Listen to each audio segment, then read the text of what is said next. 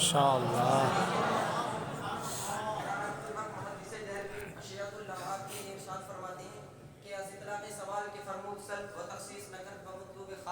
معلوم بھی شبد کہ کارہائے ہما بدست امت کرم اوز کہ ہر کرا خواہد ہر چی خواہد باذن رب تعالی بھی رہت کہ مطلقاً جو آپ نے فرمایا اصل تو اس سے معلوم ہوا کہ نبی کریم صلی اللہ تعالی علیہ وسلم جس کو بھی چاہے اور جو بھی چاہے اللہ رب العزت کی اجازت سے اس کو عطا کر سکتے ہیں. اللہ رب العزت نے آپ کو اپنے خزانوں کی کنجیاں اللہ رب العزت نے آپ کے حوالے فرما دی تو لہٰذا نبی کریم صلی اللہ علیہ وسلم اس کو کسی کو بھی عطا کر سکتے ہیں. بے شک. سبحان اللہ سبحان اللہ ماشاء اللہ.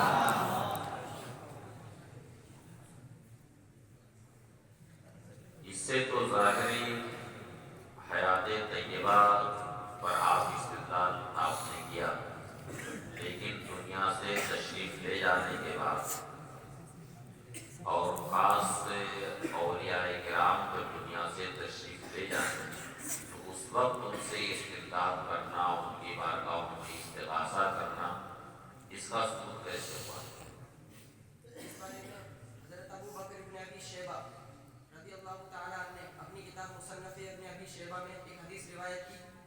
حضرت مالک الدار جو حضرت عمر رضی اللہ تعالیٰ عنہ کے خادم تھے، تو جب حضرت عمر رضی اللہ تعالیٰ عنہ کے دور میں قحط پڑ گیا تو ایک شخص حضور نبی کریم صلی اللہ تعالیٰ علیہ وسلم کی قبر انور پر حاضر ہوئے اور عرض کرنے لگے یا رسول اللہ استسقی امتی کا فإنها هلكوا قد هلكوا، یعنی آپ اپنی امت کے لیے یا رسول اللہ بارش طلب کیجئے، یعنی بارش کا سوال میں کرتا ہوں آپ کی بارگاہ میں کہ بارش کی دعا کیجئے، بارش طلب کیجئے کہ آپ کی امت ہلاک ہونے جا رہی ہے.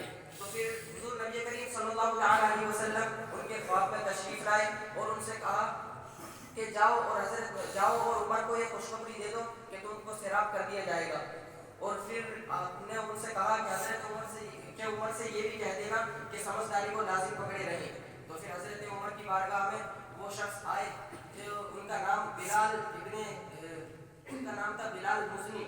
تو وہ حضرت عمر رضی اللہ تعالیٰ کی بارگاہ میں آئے اور یہ سارا ماجرا بیان کیا.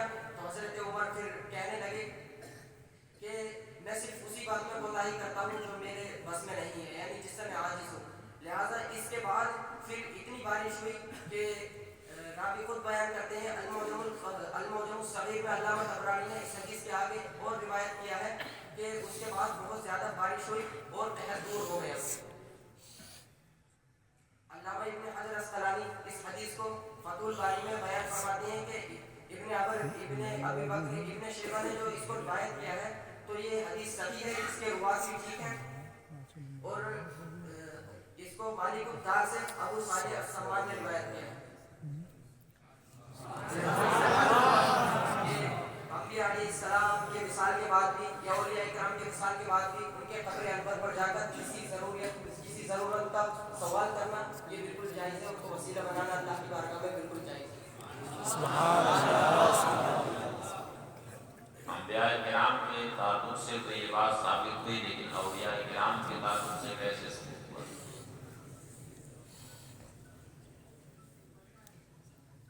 چونکہ انبیاء کرام علیہ الصلاۃ والتسلیم کے نائب اس امت کے علماء یعنی اولیاء اللہ ہیں. کیونکہ حضور نبی کریم صلی اللہ تعالیٰ علیہ وسلم کے بعد تو سلسلہ نبوت ختم ہو چکا، تو لہٰذا کوئی نبی نہیں آنے والا. لہٰذا اب اولیاء کرام علیہم الرحمۃ والرضوان ہی ہیں.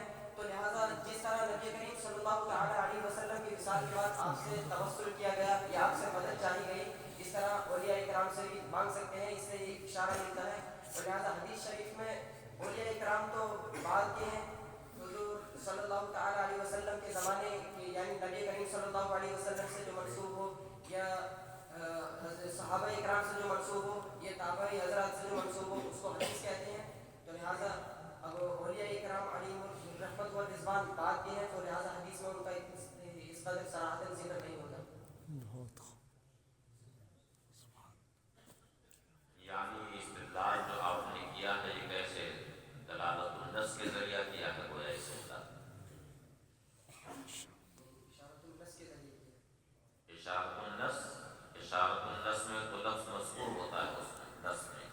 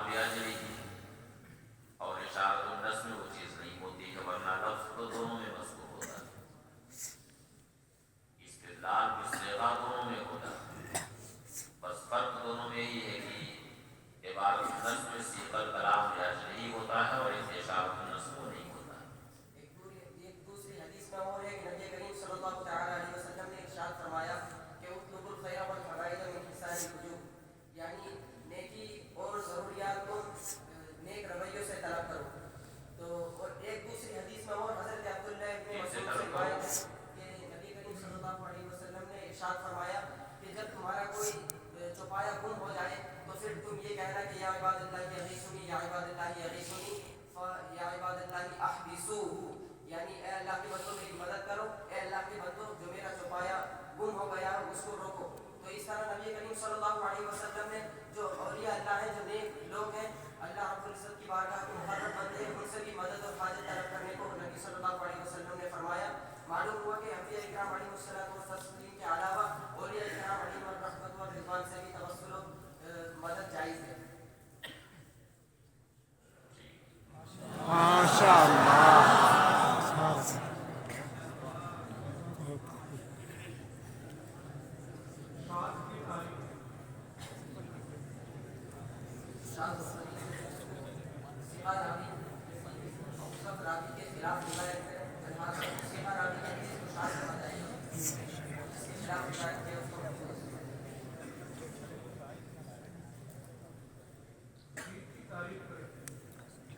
غریب کو حدیث ہے جس کی روایت میں کوئی واحد راوی متفرد رہ گیا ہو، چاہے وہ سند کے کسی بھی طبقے میں ہو، یعنی سند کے کسی بھی طبقے میں ایک راوی رہ گیا ہو، دو راوی ہو، صرف ایک راوی نے اس کو روایت کیا ہو، کسی بھی طبقے میں ہو، اور اس سند میں اجازت ہے.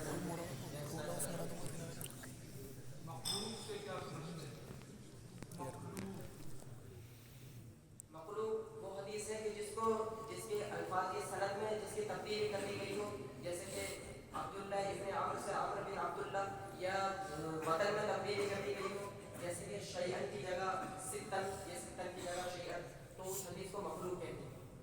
سبحان اللہ سبحان اللہ.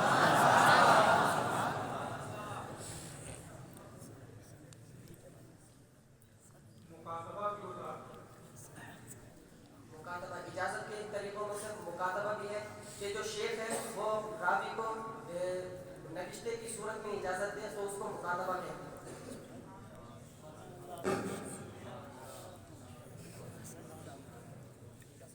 بہت خوب. ماشاء اللہ ماشاء اللہ.